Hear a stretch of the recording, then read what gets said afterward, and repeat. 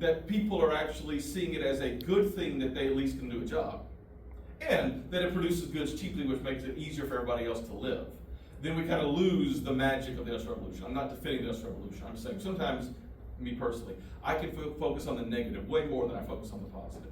And the problem with that is that if I lose sight that there were positives, then I lose understanding of the past. So just keep that in mind, even though I'm about to focus on the negatives way more than the positives. Just remember, it is making life easier for people. People are grateful for jobs, even though it's not perfect. I'm really not trying to defend capitalism. I'm trying to explain why I think so. This one, this PowerPoint, the schemes here is called Foundry, which is another word for factory. It's so gray. And that's really why I went for this. Is what does this mean then for life in the North? And this is true. If we're changing to factories, what happens to the North itself? How does it develop? Well, in 1820, the urban population of the United States was about 7%. About 7% of Americans lived in cities.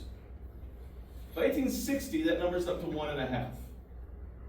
And by the 1900s, that number's up over half. I mean, sorry, 1 out of 5. That's what everything. It's not true. 1 out of half.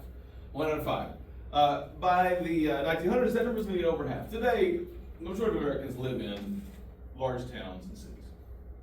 So that's just our expectation. The biggest cities, Philadelphia, New York, Boston, and Baltimore, are growing the fastest because people are moving there.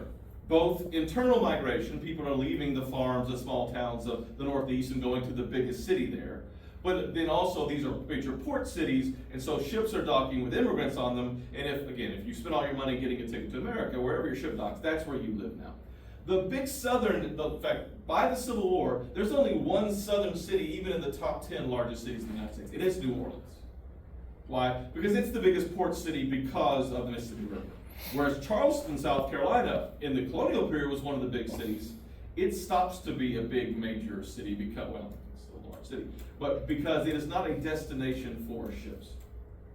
Now, New Orleans has a population, we'll talk about this in just a minute, of like 100,000 or so by the Civil War. And New York has a population of 1 million. So it's a pretty wide spread. Why Tulsa? Why Oklahoma City? And why not Lawton? Lawton's not a big enough market. But why? Where did the market come from? Right, so the Oklahoma City is the state capital. Right there, it's going to be set apart. Okay, why Tulsa? Tulsa's actually a port. Now you can get to the Mississippi River from Tulsa, the port of Catoosa, but also it's the center of the oil industry. So you have to have something going for it. You can't just build a town and have that town just take off. It has to have a lot of things going for it, and those cities that are already ports have definite advantages. So like Lawton, if you want to come to Lawton, how do you get here? I-44. Drive from where? Like pick a city. All right, you drive here from Wichita Falls or Oklahoma City. Yeah, but neither one. But nothing else. There's no major east-west highways. There's no interstate going east to west to come through here, right? Oklahoma City, you can come north to south and east to west. That's what makes that different. Okay, so to get to Lawton, you really need to want to go to Lawton. That's not through Oklahoma City. You're just driving to California, you'll go through Oklahoma City. And so that's part of this as well, that these old colonial cities that are connected by these road systems are getting more connected to more places. And so it's easier to get to them, whereas a small town out there somewhere else, again, I grew up on a town in a system where there's a road that runs here and a road that runs here. The only reason to get to where I'm from, you want to go there. It doesn't get you anywhere else. The road does go on, but again, nobody would drive to this point by doing that. And so I'm very much aware of, it's not a destination. It's not a place you're going to stop by and say, hey, this is a great place to be. It's like, I have to go there for whatever reason, and that's why it's small, and it gets even smaller as time goes by. New York has a jump in population from 1820 to 1860.